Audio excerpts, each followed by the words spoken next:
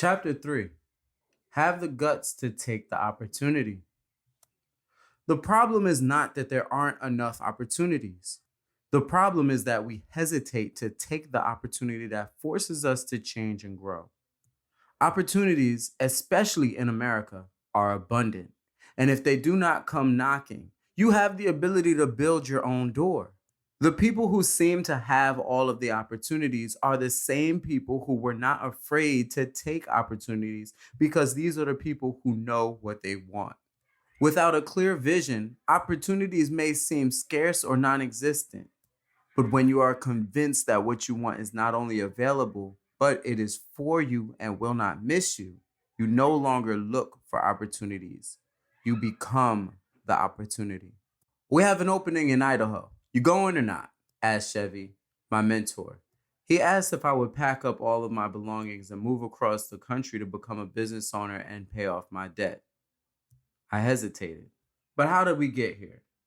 Let's back up to December 2013. I'm still attending Fairleigh Dickinson University, but I'm slowly coming to the realization that this will not work out according to plan. Between my dwindling passion for my classes and my financial aid running out, I began experiencing anxiety. This not only prevented me from getting good grades, but it was also the spark that I needed to start paying attention to my mental health. I visited the campus psychiatrist. He told me that I was indeed anxious because I was unsure of my future. He was right. I did not have a plan at all. I had no reason to get my degree. Don't get me wrong. I wanted one, but I did not have any emotional attachment to getting one. In fact, the only motivation that I had was seeing my grandma's name co-signed on those loans. I had to figure it out. I decided that school was not for me. I needed to take a new approach to this thing we call life. Coming from a long line of employees, my first instinct was to get a job. But this time, I need to think longer.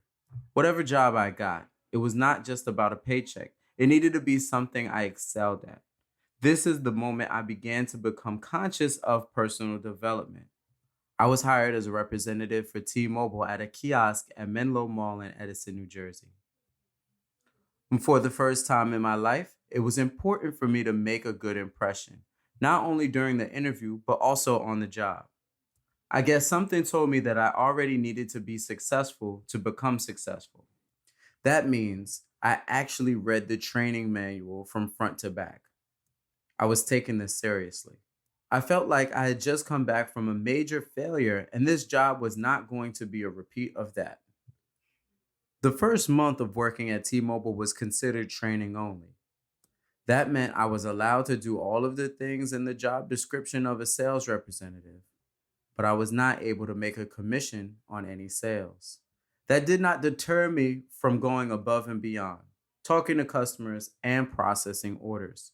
I even pulled people over as they were walking by to ask them about their phone services to possibly get a sale. I was performing so well that other T-Mobile locations wanted me to work on their teams.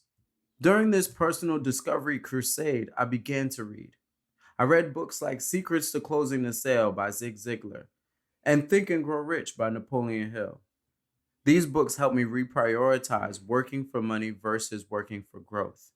And because I was now working to grow, I did not mind giving away my commission in exchange for challenging myself to be the best sales representative T-Mobile had ever seen. Then I quit.